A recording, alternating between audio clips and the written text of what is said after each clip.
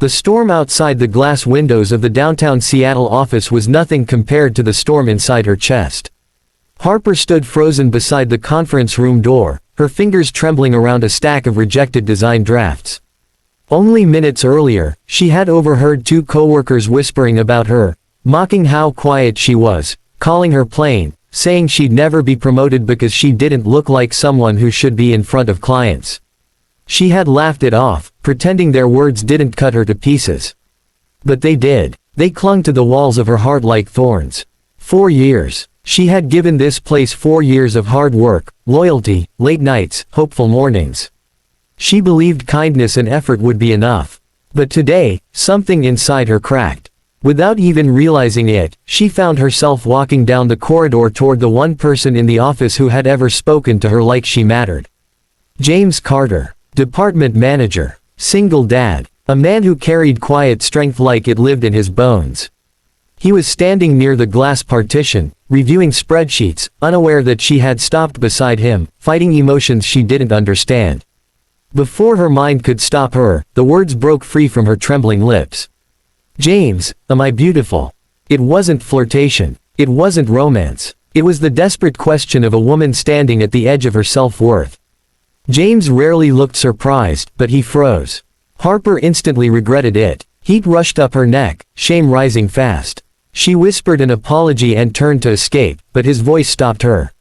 Not sharp, not confused, just sincere. "Harper," he said softly, "you're one of the most genuinely beautiful people I've ever met." The words were gentle, but they shattered her. A tear escaped before she could stop it. She mumbled something she herself didn't understand and hurried away, hiding the rest of her tears. Minutes later, Harper sat alone in the supply room, her head in her hands. Working hard but overlooked, brilliant but overshadowed, gentle but invisible, that had been her life for as long as she could remember. Growing up in a foster home taught her to stay quiet, stay small, survive by not taking up space. She carried that into adulthood without even noticing. She didn't want James to think she was weak. He was the one person she respected most. Kind, grounded, a father who adored his 8-year-old son, Miles. His opinion mattered more than she was ready to admit. Meanwhile, James stood in the corridor, staring at the spot she had stood. He wasn't shaken easily, but Harper's question hit something inside him he kept locked away. He'd noticed her from the moment she joined his team, not just her soft features or the way she tucked her hair behind her ear when nervous. He noticed her quiet goodness, her gentleness, her steady integrity. In another life, one not shaped by grief and responsibility, he might have let himself think of her differently. But losing his wife had taught him to close certain doors in his heart. For the next week, Harper avoided him. Not obviously, but he felt it. She spoke less in meetings, stopped volunteering ideas, stopped giving him that shy half-smile when they passed in the hallway. Her shoulders drooped, her spark dimmed, and James noticed every detail. By Thursday afternoon, he made a quiet decision. During a strategy meeting, Harper presented a layout that was brilliant, elegant, innovative, easily the strongest idea in the room. Yet when someone made a snide comment under their breath, she shrank. James ended the meeting early with an excuse no one questioned. When he found her near the elevator, he didn't bring up the question or her tears. He simply invited her to help Miles with a school art project after work. He mentioned that Miles liked her because she smelled like cookies and talked softly. Harper laughed, a real laugh, small but warm. She agreed before anxiety could stop her. That evening, in James's living room, surrounded by warm lamplight and scattered paint, Harper felt peace settle into her bones. Miles adored her, chattering happily about dinosaurs while she helped him create a galaxy out of bright paint splashes.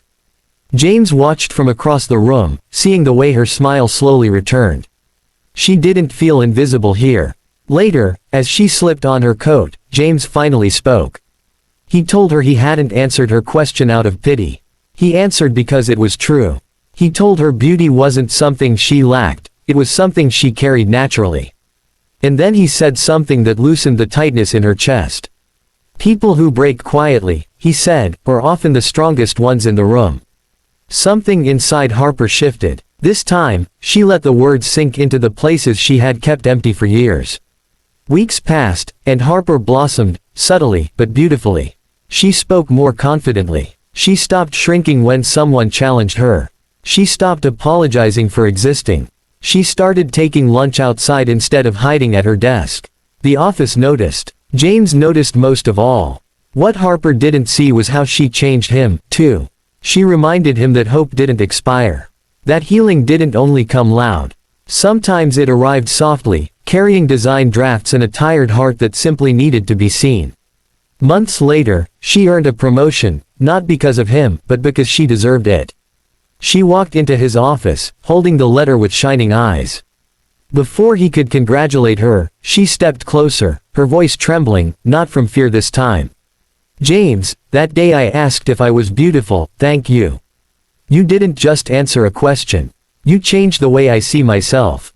He didn't touch her. He didn't rush toward her. He simply looked at her with a softness she had never seen, a softness that spoke what neither of them had dared to name. If this story touched your heart, please like, share, and subscribe. And tell us in the comments, should Harper and James give love a real chance?